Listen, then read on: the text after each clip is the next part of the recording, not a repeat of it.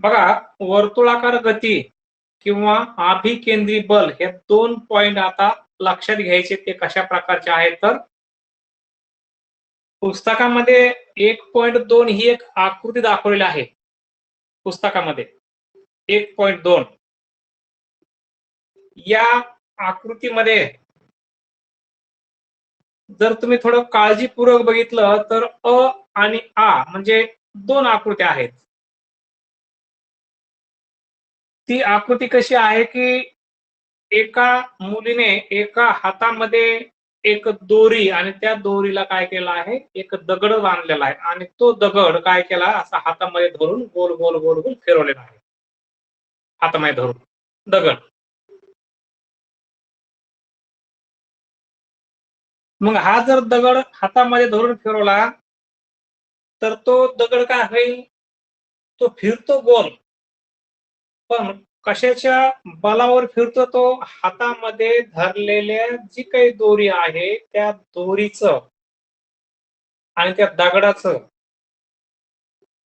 ह्या दगडाला काय करतो, हा स्वतःकडे वळण्याचा प्रयत्न करतो, पण त्या प्रयत्नामध्ये तो दगड काय होतो असा बाजूने फिरत राहतो. सर्क्युलर मोशन आहे, सर्क्युलर वर्तुळाकार गती आहे, सारखं फिरत राहतो. मग ती ऍक्टिव्हिटी सांगितलेली की एक दगड एका दोरीच्या टोकाला बांधा, दोरीचे दुसरे टोक हातामध्ये धरून बाजूच्या आकृतीमध्ये दाखवल्याप्रमाणे फिरवा, किंवा आपण अशा ऍक्टिव्हिटीज केलेल्या आहेत. काही जण मुलं करतात, एखादं मेन कापड जर भेटलं त्यांना तसं ते कॅरी बॅगचं, त्यात एखादा दगड बांधतात आणि हातामध्ये धरून असं गोल गोल करून वर फेकतात. किंवा जुन्या काळामध्ये गोफण हा एक प्रकार होता. तर तसा एक तो प्रकार आहे. मग की तो दगड काय होतो, वर्तुळाकार फिरेल, मग त्या दगडावर तुम्ही काही बल प्रयुक्त करीत आहात का, असा एक प्रश्न आहे.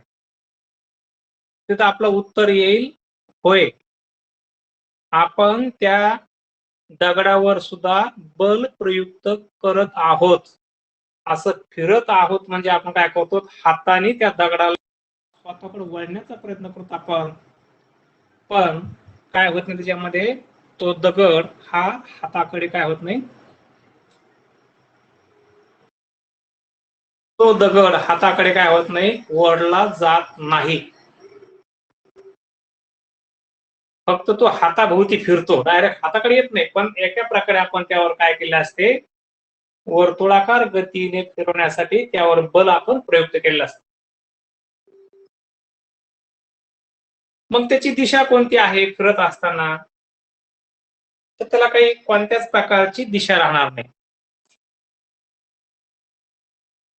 समजा हे वर्तुळ दाखवलं आहे, इथं हे त्याचं, इथं आपला हात असेल आणि तो दगड समजा ठिकाणी इथून इथपर्यंत आला, हा एक दगड आहे. या पॉइंटला जर आपण तो असं फिरत असेल तर या पॉइंटला या दगडाची दिशा असेल या दिशेने. समजा तो फिरत फिरत दगड या इथपर्यंत या ठिकाणी तो दगड आला, तर अशा वेळेस त्या दगडाची दिशा ही काय असेल, इकडच्या बाजूला असेल. तो दगड फिरत फिरत या ठिकाणी या दिशेला जर आला असेल तर अशा वेळेस त्या दगडाची दिशा ही या बाजूला असणार आहे. आणि फिरत फिरत तो जर दगड असा या ठिकाणी या बाजूला आला तर अशा वेळेस त्या दगडाची दिशा ही इकडच्या बाजूला असणार आहे. आपण समजा या ठिकाणी काय करत आहोत, या प्रकारे आपण असं दगड त्यावर फिरत आहोत. म्हणजे त्या दगडावर जी काही दिशा असेल ती दिशा आपण सांगू शकत नाही. ती दिशा ही प्रत्येक वेळेस प्रत्येक पॉइंटला वेगळी असणार आहे. आणि मग असं केल्यावर त्या दगडावर काय प्रभाव पडेल, तर जोपर्यंत आपण त्या दोरीला धरून ठेवले आहे तोपर्यंत त्या दगडाला आपण आपल्याकडे, म्हणजेच वर्तुळाच्या केंद्राकडे आपण त्याला खेचत असतो, हे लक्षात घ्या. त्याचा अर्थ काय होतो की आपण त्या दगडाला वर्तुळाच्या केंद्राकडे खेचण्याचा प्रयत्न करतो, पण त्या बदल्यामध्ये तो मात्र काय होत, असा फिरत राहत असतो. तो फिरत राहतो त्याच्या बदल्यामध्ये.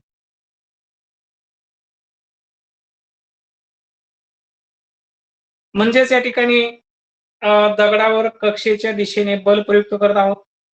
आपण दोरीला सोडून दिली तर दगडावरील आपण लावलेले जे बल आहे ते बल संपुष्टात येते आणि त्या क्षणी त्या वर्तुळावरील दगडाच्या स्थानाशी असणाऱ्या स्पर्शिकेच्या दिशेने दगड फेकला जातो, कारण त्या क्षणी ती त्याच्या वेगाची दिशा असते. समजा आता आपण काय केलं, मी सांगितल्याप्रमाणे तुम्ही असं फिरत राहिलात आणि इथंपर्यंत दगड आला, जर तुम्ही त्या हातातून तुमची दोरी सोडली तर तो दगड काय होतो, या दिशेला जाईल, म्हणजे दोरीसच जाईल तो. म्हणजे त्या क्षणी त्या दगडाची दिशा ठरवली जाते, जिथून त्याच्यावरचं बल कमी होत ते. आता आणखी एक ऍक्टिव्हिटी सांगितलेली आहे. याच्या अगोदर एक अशाच प्रकारची एक ऍक्टिव्हिटी होती. कोणती ऍक्टिव्हिटी होती की एका गोल फिरणाऱ्या चकतीवरील 5 रुपयाचे नाणे स्पर्शिकेच्या दिशेने फेकले जाते, ही ऍक्टिव्हिटी. म्हणजे कसं बघा, आता समजा ठिकाणी की एखादी चकती आहे, सिडी, जुन्या काळामध्ये सिडी होती ना, आणि यावर काय केलं, समजा ही अशी गोल फिरते ही जागेवर, आणि इथं आपण 5 रुपयाचे कॉईन ठेवले आणि एकदम वेगाने फिरायला सुरुवात केली एखाद्या फॅन सारखी, तर वर असेल ती. तर अशा वेळेस काय होतं, ते नाणं कोणतरी एका दिशेला फिरकलं जातं, तिला वेग.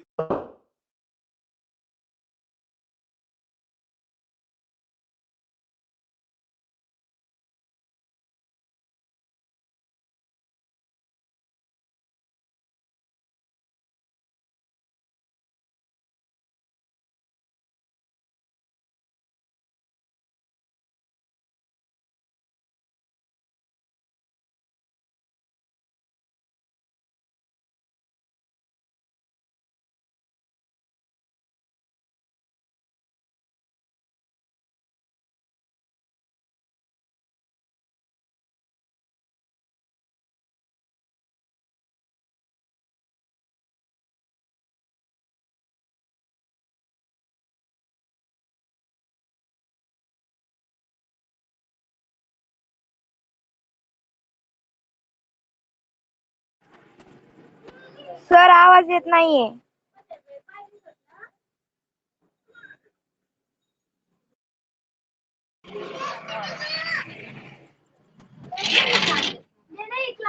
दाखवा, काढा बरं. आहे ना इकडे.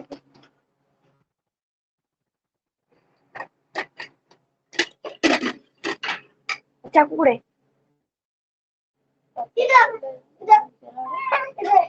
रे कुठं पाडी रे.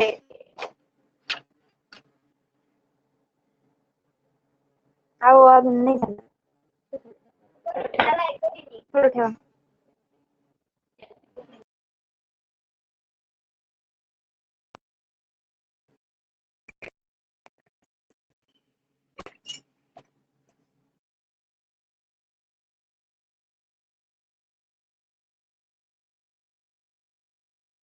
सर आवाज येत नाही. सर आवाज येत नाही.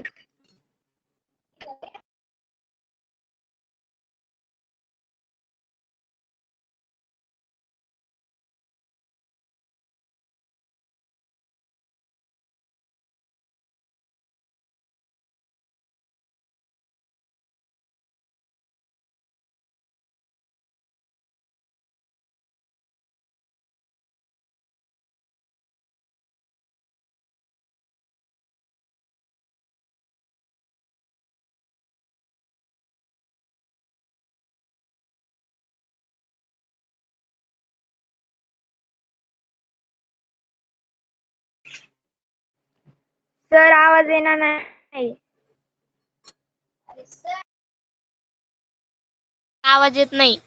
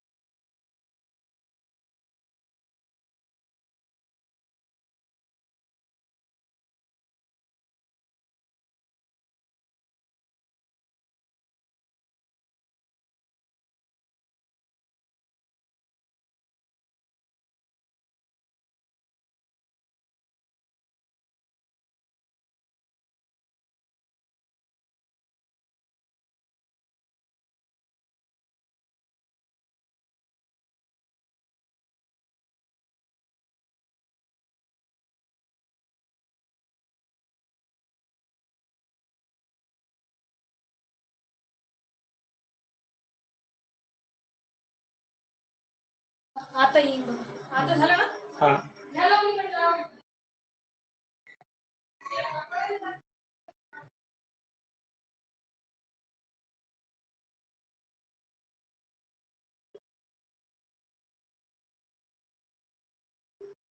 हा यायला का आवाज आता?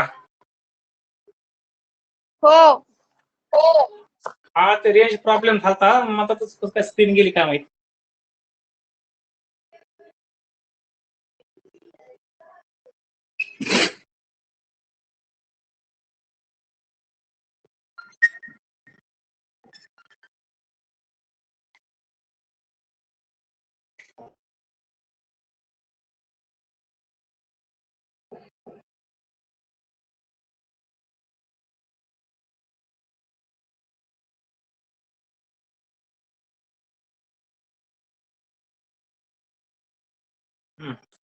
लक्ष ठेवा बरं, ते फोन नका करू कोणी आता. बघा आता त्याच्यात तुम्हाला एक आता व्याख्या तयार होणार आहे कशाची, अभिकेंद्री बल कशाला म्हणतात त्याची व्याख्या. अभिकेंद्री बल कशाला म्हणायचं? अभिकेंद्री बल की वर्तुळाकार कक्षेत फिरणाऱ्या कोणत्याही वस्तूवर वर्तुळाच्या केंद्राच्या दिशेने बल प्रयुक्त होत असते, या बलाला म्हणतात अभिकेंद्री बल असं म्हटलेलं आहे. आता आणखी उदाहरण दिले तर, की पृथ्वीचा नैसर्गिक उपग्रह चंद्र आहे. पृथ्वीचा नैसर्गिक उपग्रह चंद्र आहे आणि मग चंद्र हा काय करतो, एका विशिष्ट कक्षेमध्ये पृथ्वीच्या भोवती परिभ्रमण करत असतो. पृथ्वीच्या भोवती म्हणजे त्याची दिशा अर्थात वेग सारखा बदलत असतो. कशाचा? चंद्राचा पृथ्वीभोवती फिरण्याचा. मग त्यावर काही बल प्रयुक्त होत असेल का, असा एक प्रश्न निर्माण होतो. आणि मग जर समजा त्यावर बल प्रयुक्त होत असेल तर मग त्या बलाची दिशा कोणती असेल?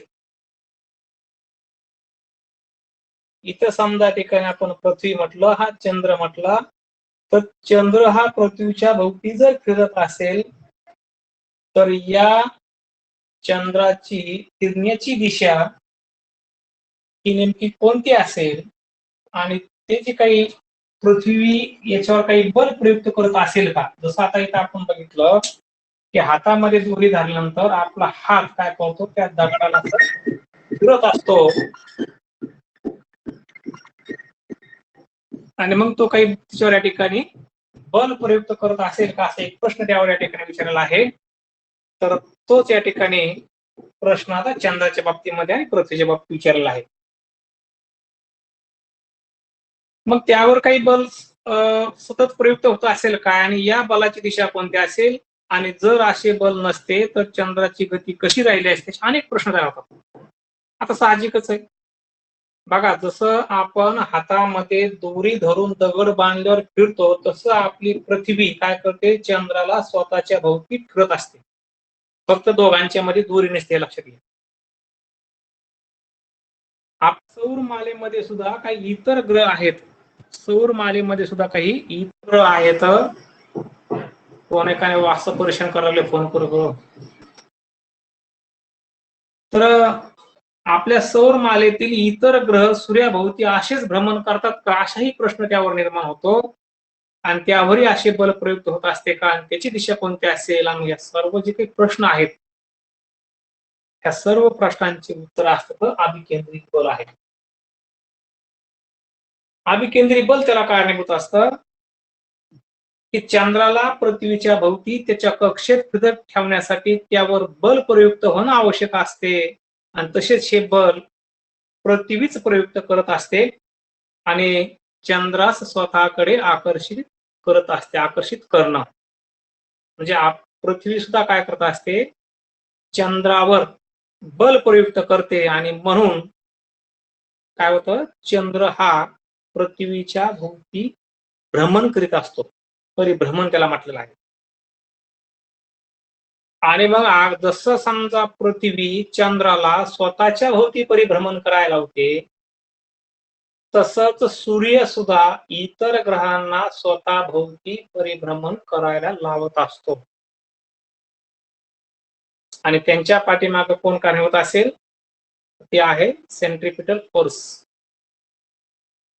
त्याच्या मागचं कारण आहे सेंट्रिपिटल फोर्स आहे, अभिकेंद्रिकी बल त्याला कारणीभूत असतं. तर हे झालं वर्तुळाकार गती आणि अभिकेंद्री बल. मग अभिकेंद्री बलाची व्याख्या तुम्ही लिहून घेतली असेल, लिहून घेतली ना? काय लिहून घेतली रुद्राक्ष सांग बरं. अभिकेंद्री बल कशाला म्हणतात तर? सर पुस्तक नाही मी इकडं कुठं? हा तृप्ती तुम्ही सांगा.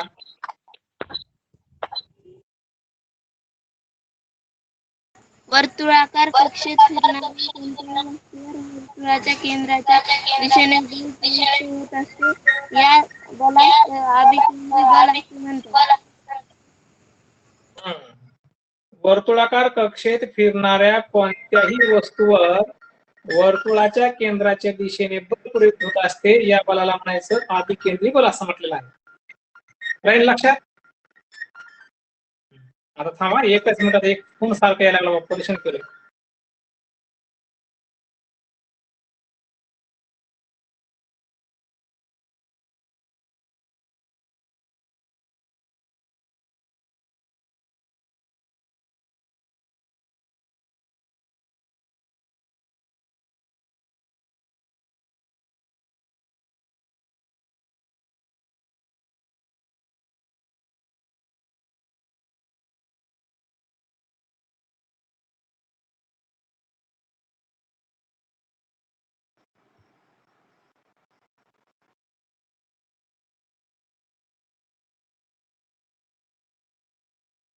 तर व्याख्या लिहून घेतली का आता अभिकेंद्री बलाची?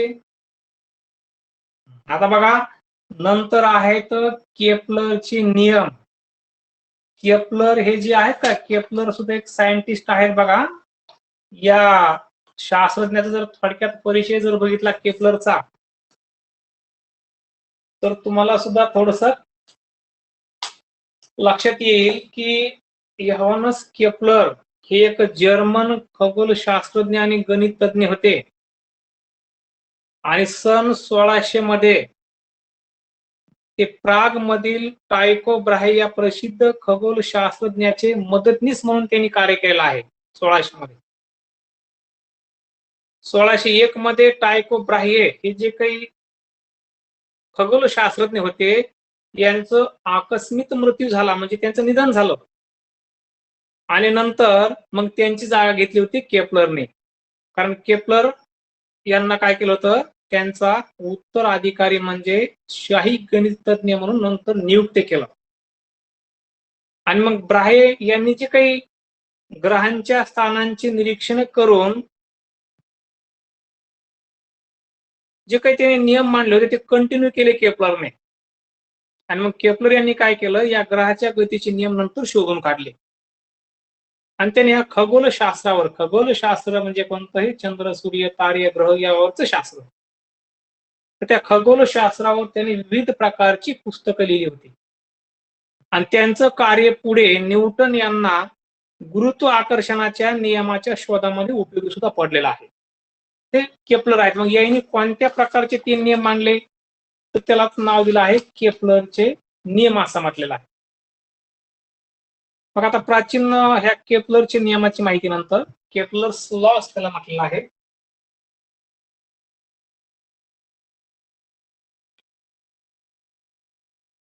हे जो अगोदरचा पॉइंट झाला आहे त्यामध्ये फक्त आपल्याला वर्तुळाकार गती आणि अभिकेंद्री बल, त्या अभिकेंद्री बलाची व्याख्या लक्षात ठेवायची. आता आहेत केपलरचे नियम, नंतरचा point.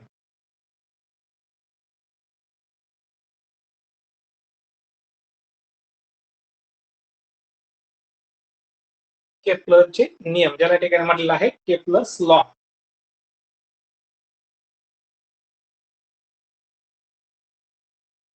Kepler's law, law yes लागलेला आहे. कशामुळे? तर ते नियम आहेत अनेक.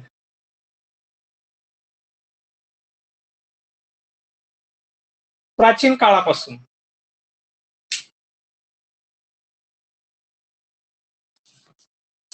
अगदी प्राचीन काळापासून मानवाला ग्रहाच्या स्थितीचं निरीक्षण करण्याची आवड होती आणि त्यामुळे मानवाने काय केलं आहे, ग्रहाच्या स्थितीचं निरीक्षण करत आलेलं आहे. त्याला म्हणतो की प्लॅनेटरी मोशन, ग्रहाची स्थितीचं निरीक्षण. मग गॅलिलिओच्या आधी ही निरीक्षणे केवळ डोळ्याने केली जात असत. आता गॅलिलिओ हे एक सायंटिस्ट आहे, दुर्बीणचा शोध लावणारे. तर गॅलिलिओच्या अगोदर ग्रहाचं निरीक्षण फक्त काय करायचे, डोळ्याने करायचं. जसं आपण आजही ग्रहांचं निरीक्षण आपण डोळ्यानेच करतो. की before Galileo all observations of the planets positions were made with naked eyes. आपल्याला माहिती आहे, उघड्या डोळ्याने करायचं, नुसतं डोळ्याने आपण बघायचो. मग 16व्या शतकापर्यंत ग्रहांच्या स्थिती आणि गतीविषयी बरीच माहिती उपलब्ध झाली होती. 16व्या शतकापर्यंत हे ग्रह फिरत असतात, त्यांना काही गती असते, याच्याबद्दलची बरीचशी माहिती 16व्या शतकापर्यंत झाली. की ग्रह जे असतात, समजा चंद्र तर हा उपग्रह आहे, पण बाकीच्या ग्रहाची बी काही माहिती झाली 16व्या शतकापर्यंत. त्याला म्हणतो की बाय द 16th सेंचुरी खूप मोठी माहिती, ती बरीचशी माहिती उपलब्ध झाली होती की ज्याला म्हणतो की lot of data were available. त्या काळामध्ये खूप मोठी माहिती उपलब्ध झाली होती. आणि नंतर योहानस केपलर नामक शास्त्रज्ञाने ती सर्व माहिती काय केली, नंतर अभ्यास केली. ग्रहाबद्दल जेवढी माहिती झाली त्या काळामध्ये, नंतर जे योहानस केपलर आहेत त्याला ठिकाणी की आता इथं कसं या ठिकाणी बघा की योहानस केपलर, तर यांना जोहानस केपलर खरं असं नाव त्यांचं, योहानस केपलर. योहानस केपलर स्टडीड दिस डाटा. काय केलं, ह्या योहानस केपलरने ह्या सगळ्या डाटाचा, ह्या सगळ्या माहितीचा अभ्यास केला आणि मग त्यांना असं आढळून आलं की ग्रहाच्या गतीला काही विशिष्ट नियम आहेत. ग्रह फिरतात, ग्रह हे सूर्याच्या भोवती फिरतात, पण याला सुद्धा काही नियम आहेत हे त्यांच्या लक्षात आलं. कोणाला, ह्या केपलरला. आणि त्यांनी सांगितलं की त्याला काही नियम आहेत. कशाला, the motion of planets follow certain laws. जे प्लॅनेट आहेत, जे ग्रह आहेत, हे जे फिरते त्याला काही नियम आहेत. आणि मग त्यांनी काय केलं या ठिकाणी, की ग्रहाच्या गतीविषयी त्यानंतर त्यांनी 3 नियम मांडले मग केपलरने, हा सगळा अभ्यास केल्यानंतर. He stated 3 laws describing planetary motion. गतीविषयक नियम त्याला ठिकाणी म्हणतात की प्लॅनेटरी मोशन म्हटलेले. आणि मग त्याच 3 नियमाला केपलरचे नियम असंच त्यांना नाव दिले. त्यांना नाव दिलं केपलरचे नियम, यासारखं त्यांना नाव दिलं नंतर की these are known as Kepler's laws which are given below. हा पुन्हा एक फोन आलेला आहे.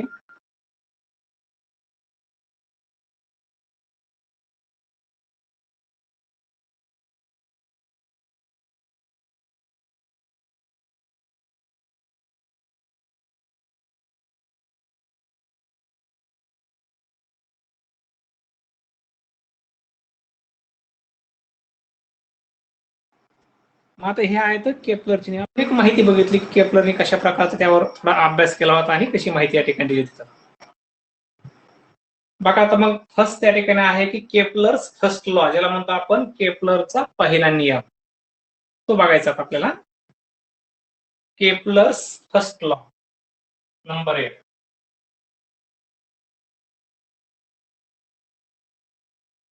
केपलरचा पहिला नियम.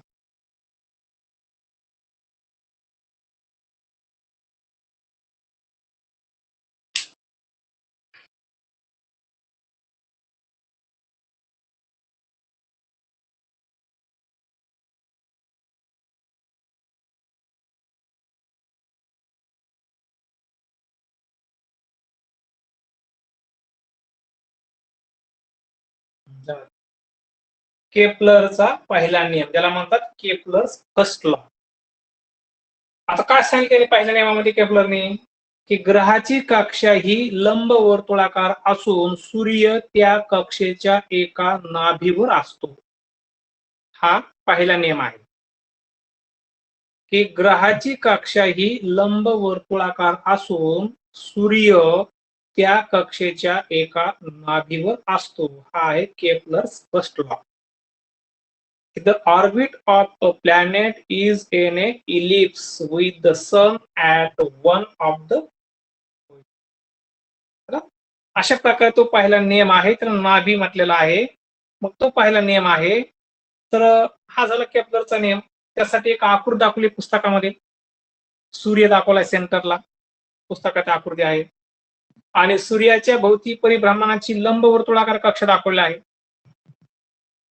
लंबवर्तुळाकार कशाला? सूर्य आणि ते वर्तुळाकार आहेत, पण लंबवर्तुळाकार त्याला म्हटलेला आहे. आणि सूर्याची स्थिती यसने दाखवली, पण त्या पहिल्या फिगर मध्ये पुस्तकात नाही ती आकृती अशी आहे, कांडाकृती दाखवून इथं सूर्य आणि मग आता ते लंबाकृती स्थिती दाखवल्या ठिकाणी.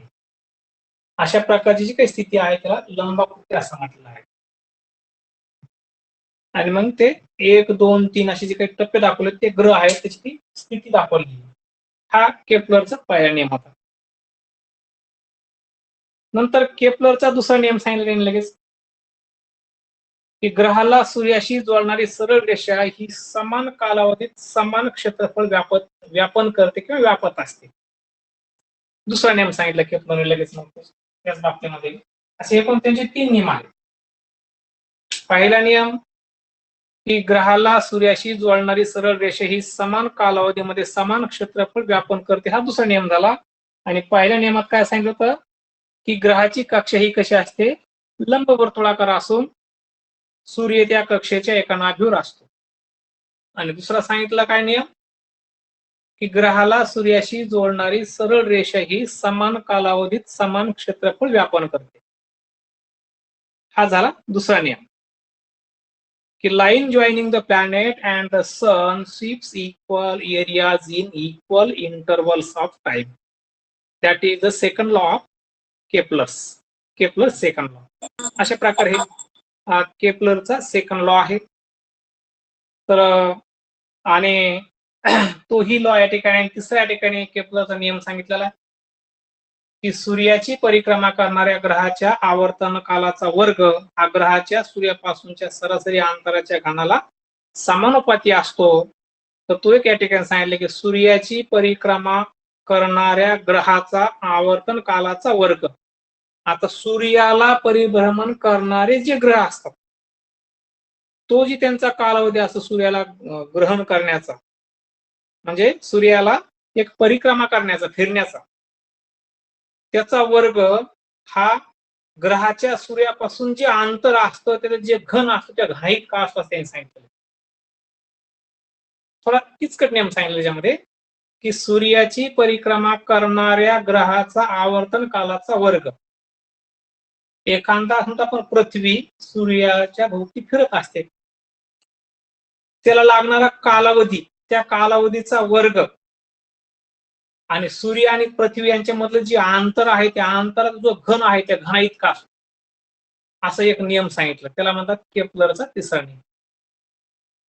तर असे 3 प्रकारचे नियम आहेत. आता नियमासाठी काय आहेत की त्यांनी काही अक्षर वगैरे दिलेत की समजा ग्रहाचा आवर्तन काल टी आहे आणि सरासरी अंतर जर आर असेल तर समानुपातीचा अर्थ काय होतो? टी म्हणजे कालावधी, त्याचा वर्ग हा कुणाच्या ठिकाणी समानुपाती आहे? आर कशासाठी या ठिकाणी त्याला घन म्हटल्या ठिकाणी. तर हे वाक्य या ठिकाणी त्याला म्हणतो आपण directly proportional to R cube. T म्हणजे काय? आवर्तन काल. समजा पृथ्वी सूर्याच्या भोवती फिरते, किती काळ लागतो? आवर्तन काल, त्याचा वर्ग हा कोणाच्या समानुपाती असतो? तर सूर्य आणि पृथ्वी या दोघांमधलं जे अंतर आहे त्या अंतराच्या घनाच्या समानुपाती असतो, त्याला म्हणतात directly proportional to R cube. इथं मग अंतरासाठी आणि वेळेसाठी अशा अक्षर वेळेसाठी टी, आवर्तन काल, काल म्हणजे काळ, आणि अंतरासाठी आर हे शब्द वापरले तर अशा प्रकारे त्याचा अर्थ होतो. आणि म्हणून the square of its period of revolution around the sun is directly proportional to the cube of the mean distance of planet from the sun असं म्हटलेलं आहे. हा केपलरचा तिसरा लॉ आहे. तर हे तिन्ही लॉ जे आहेत हे केपलरने शोधून काढले, ते लक्षात ठेवा. आणि हे परीक्षेमध्ये कधी कधी विचारतात केपलरचा दुसरा नेम लिहा, केपलरचा तिसरा नेम लिहा. आता तुम्ही काय करायचं माहितीये का की एक आपले सायन्ससाठी एक वही करायची 200 पेजीची असेल किंवा 100 पेजीची असेल चालेल, रजिस्टर एक, आणि त्या रजिस्टरवर पहिल्या धड्याचं नाव टाकून जे जे काही तुम्हाला लिहायचं सांगितलंय ते तुम्ही काय करायचं, लिहून काढायचं. त्याच्या अगोदर आज काय करायचं माहितीये का, केपलरचे 3 नियम लिहायचे तर, आणि त्यानंतर वर्तुळाकार गतीमध्ये जे अभिकेंद्रिकी बल आहे, सेंट्रिपिटल फोर्स ची डेफिनेशन जी आहे, व्याख्या, ती एक व्याख्या लिहायची. इथपर्यंत लक्षात ठेवा. बाकीचा जो काही पुढचा भाग आता आहे, आपल्याला पुढचा भाग म्हणजे माहिती बघायची की न्यूटनचा वैश्विक गुरुत्वाकर्षणाचा सिद्धांत, याची माहिती आपल्याला उद्देशाला घ्यायची. तर ते एक लक्षात ठेवा.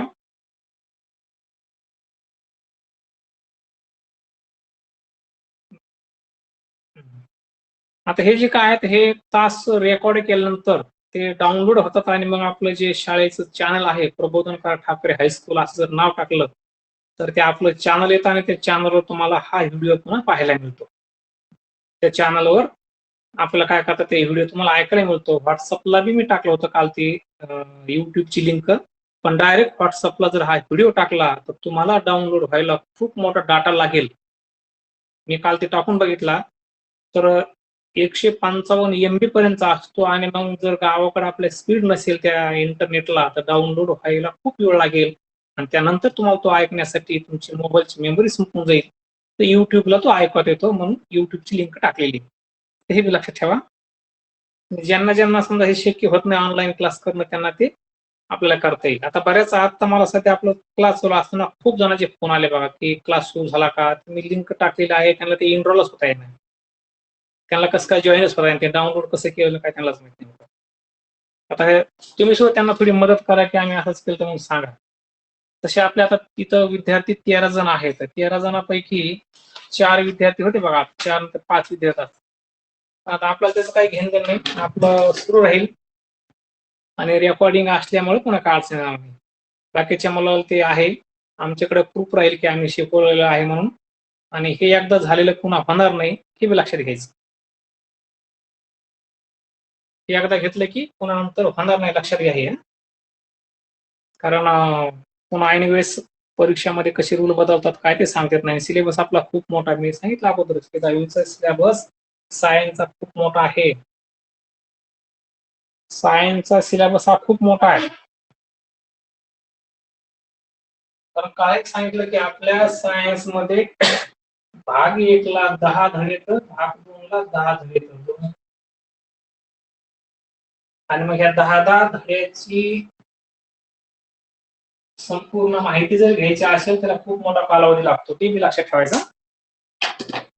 तर ठीक आहे, सगळ्यांनी याचा पुन्हा वाटल्यास तो व्हिडिओ तुम्ही ऐकू शकता, आणि तुम्ही स्वतःहून अदर काही युट्यूबला व्हिडिओ असतील तेही बघा माहिती घेण्यासाठी, आणि सांगितलेला अभ्यास पूर्ण करा. सर्वांना good night. Good night. Good night. Bye sir. Bye sir.